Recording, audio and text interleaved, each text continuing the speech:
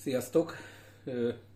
Beregszászi nyúltenyésztő vagyok, és ugye azért jelentkeztem be most, mert szeretnék újra egy finom nyulas ételt elkészíteni.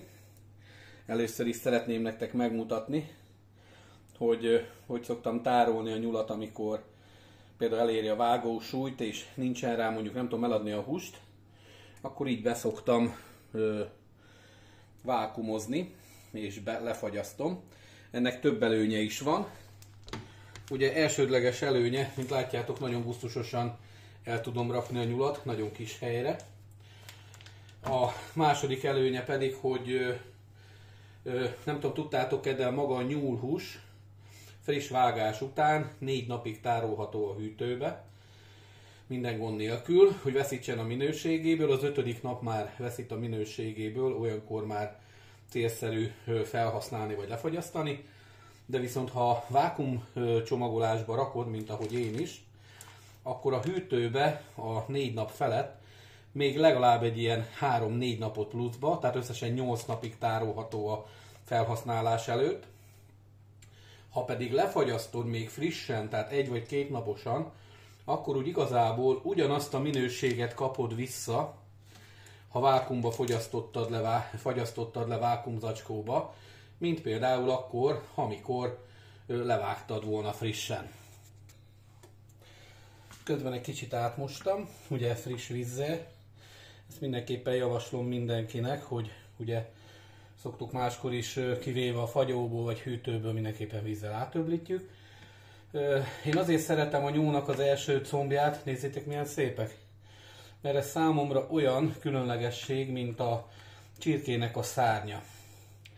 Nagyon minimális hús van rajta, és az is közvetlenül a csonton, bár a csirkeszárnyhoz képest persze 5-ször annyi, főleg egy nagyobb nyúl esetében, de általában ezek ugye 1,5-2 kilós csemegenyúlak, amiket szoktam vágni eladásra.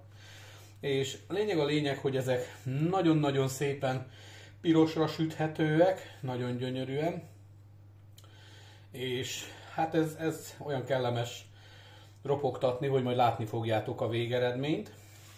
Ezt meg lehet csinálni, akár bordát is lehet hozzátenni, vagy gerincet, fiatal nyúlnak a gerincét. Én most tisztán ezt a receptet, ezt tisztán combokból csinálom.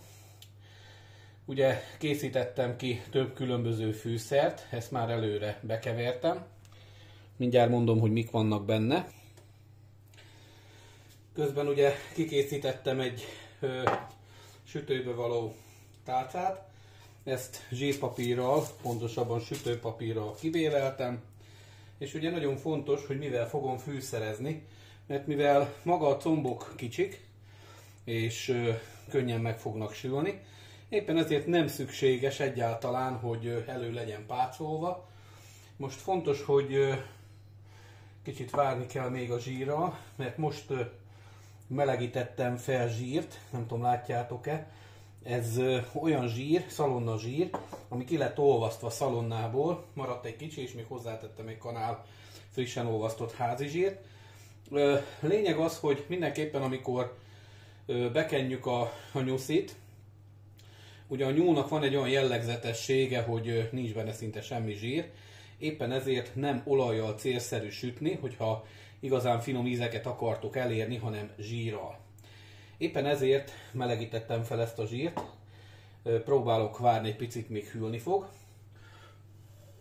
Bár nem forró, de azért beleteszem egy kicsit vízbe.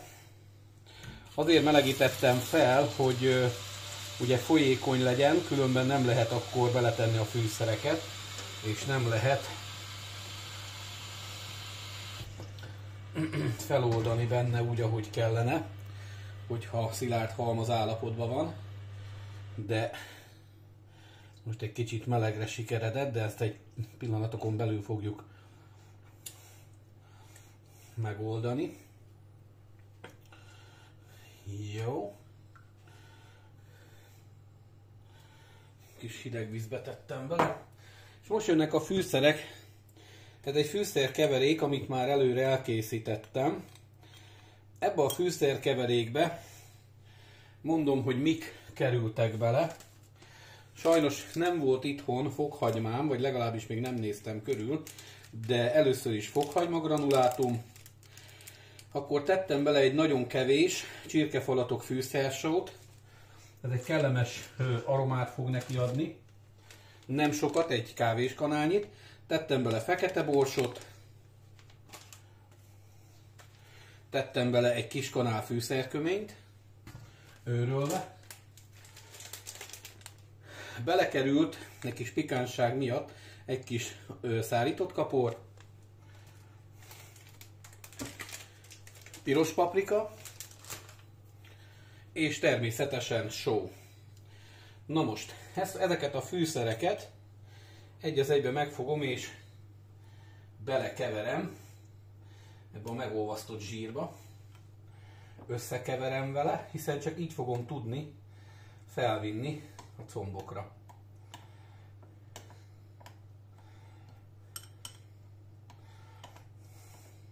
Figyelni kell, hogy megfelelő mennyiséget kapjunk ebből a keverékből, hiszen legalább egyszer utána kell lesz majd kenegetnünk a combokat. Most szépen sorba próbálom ezt behelyezni. Ezeket a combokat a sütőbe. 10 darab van, úgyhogy elméletileg el tudom úgy osztani, hogy jó legyen. Sőt, mindenképpen el fogom tudni úgy osztani. Úgy nézem, csak egy kicsit össze kell forgatni, ha fontos. Igen.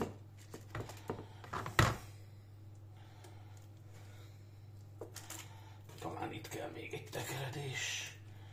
Így, és így. Jó. Na most, ugye vesszük a ecsetet, és ezzel a lével megkenjük. Szépen egyenletesen mindenhova jusson.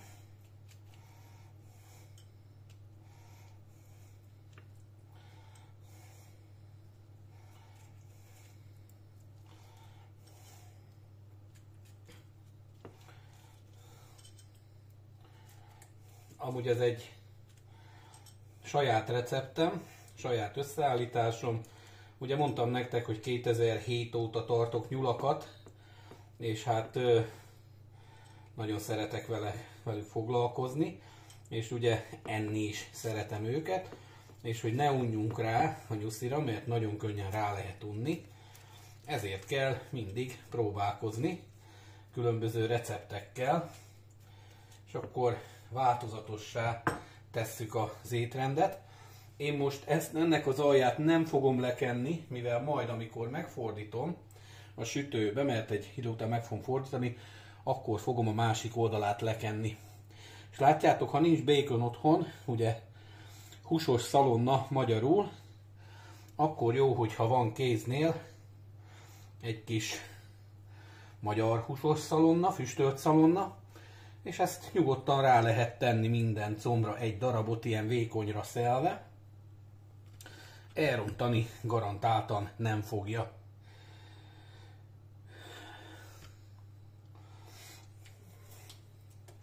Én nagyon paprikás vagyok. Feleségem csinált ilyen paprika lekvárt, és ezt a paprika lekvárt fogom most rátenni. Nagyon óvatosan, nagyon pikánsan, még a tetejére. Ezt is vegyük figyelembe, ennek a só tartalmát, úgyhogy inkább nehogy elsózzuk az egészet. Látjátok, hogy itt már látszik, ti nem nagyon adja vissza a videó, de a zsír már rá is hűlt a combokra. Amúgy nagyon jó ez a paprika lekvár recept is, mert abszolút nem sós, szinte magába lehet enni. Zsíros kenyére is kenhető bármire. Aki paprika rajongó, főleg télen, mikor aranyárban van a paprika, hát nagyon jó előszedni egy ilyet.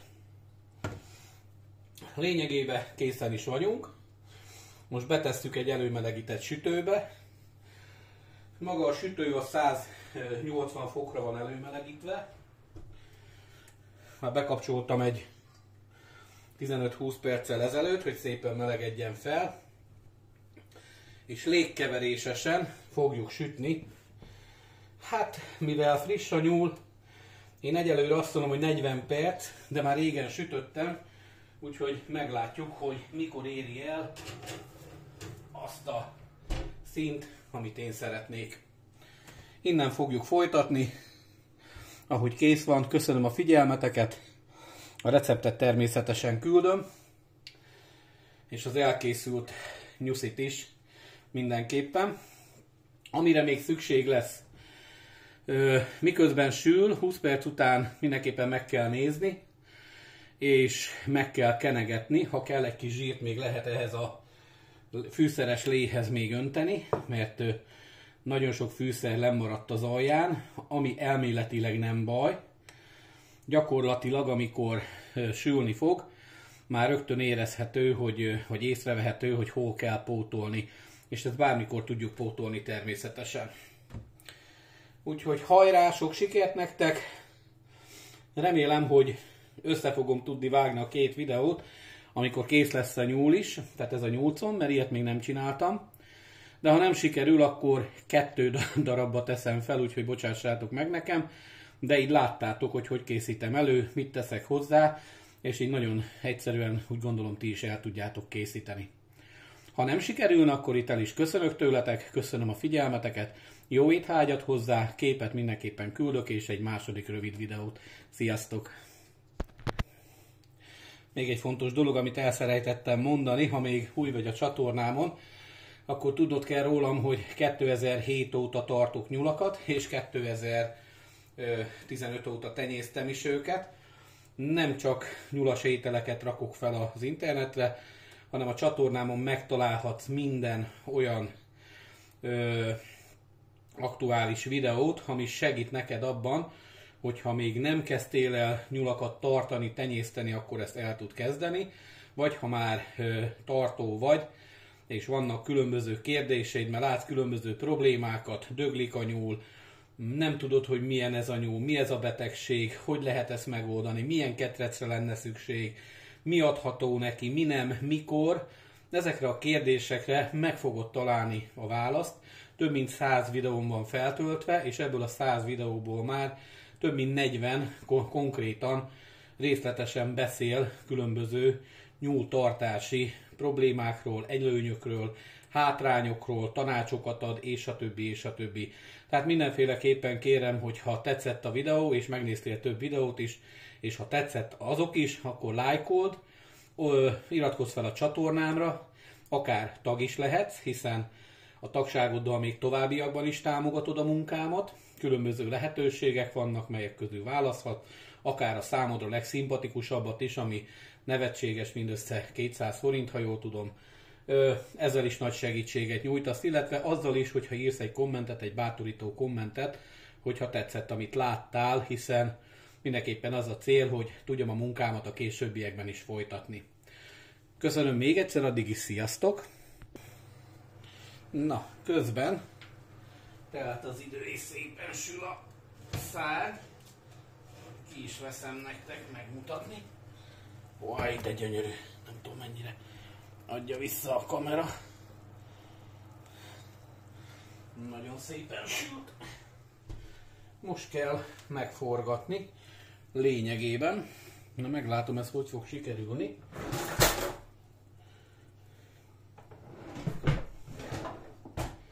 Volt egy jó kis csipeszem. Meg is van. Ó, szuper. Szuper. Na. Látjátok, most már meg lehet forgatni. És a maradékot, a maradék fűszert, pácot, azt bekenjük erre az oldalára. A zsíros pácot.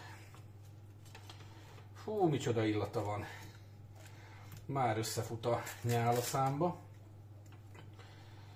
Ahogy keveredik a fokhagymával, a kömény és egyéb dolgok. Már egy kicsit a zsír, úgy látom, kezd megsűrösödni, úgyhogy újra átkenegetem.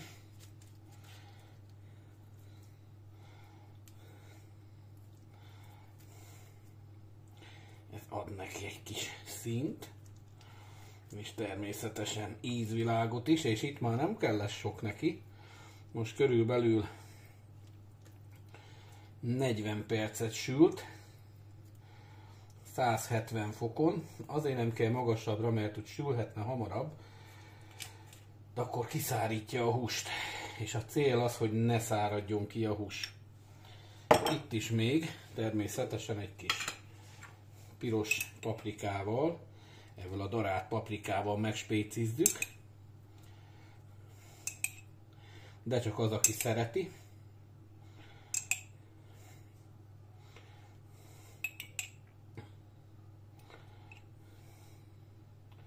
Hú, nagyon jól néz ki, gyerekek!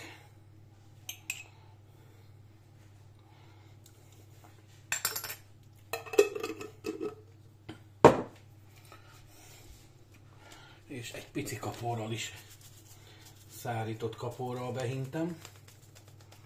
Az ártani nem fog neki, semmiképp. És mehet vissza a sütőbe.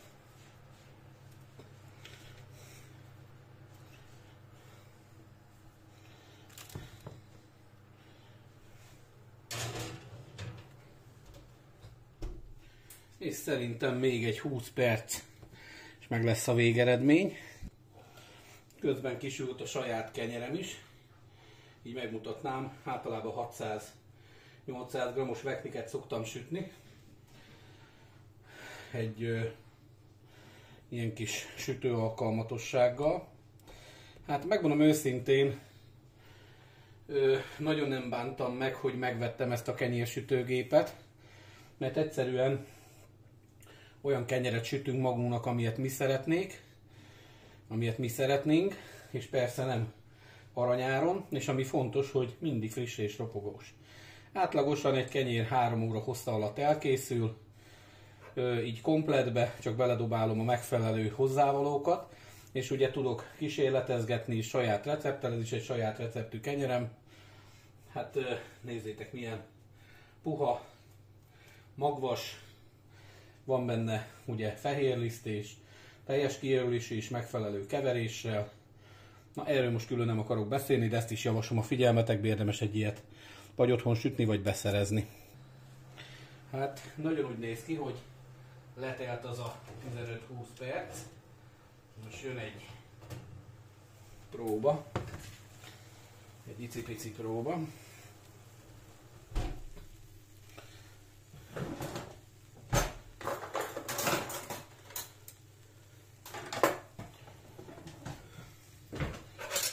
Én egy villával szoktam általában megnézni. Hát úgy nézem, hogy ez tökéletes. Ez tökéletes.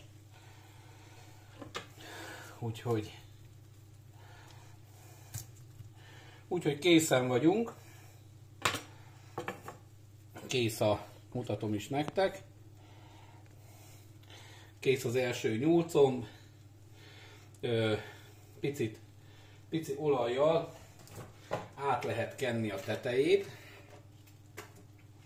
Ez főleg azért, hogy kellemesebb legyen, de akár egy kis fűszeres zsiradékkal is. Újra. Még ami van, egy kis csillogást adjunk neki, ugye, hogy jobban mutasson a videón. És hát nézzétek meg, szerintem nagyon guszta. Jó étvágyat kívánok hozzá. A részletes recept ott lesz a videó alatt, és most már tényleg elköszönök. Nem tudtam, hogy a telefon fogja-e addig szüneteltetni a videót. Bocsi, még nem próbáltam ilyet. Kicsit analfabéta vagyok még a videózás szempontjából. De igen, lehetett tartani, megsült a nyúl. Úgyhogy remélem adtam egy jó tippet. Ezt természetesen el lehet készíteni, hogy említettem, nem csak első nyúlcombokkal, hanem akár bordával és gerinccel is. Köszönöm a figyelmet, jó étvágyat hozzá, sziasztok!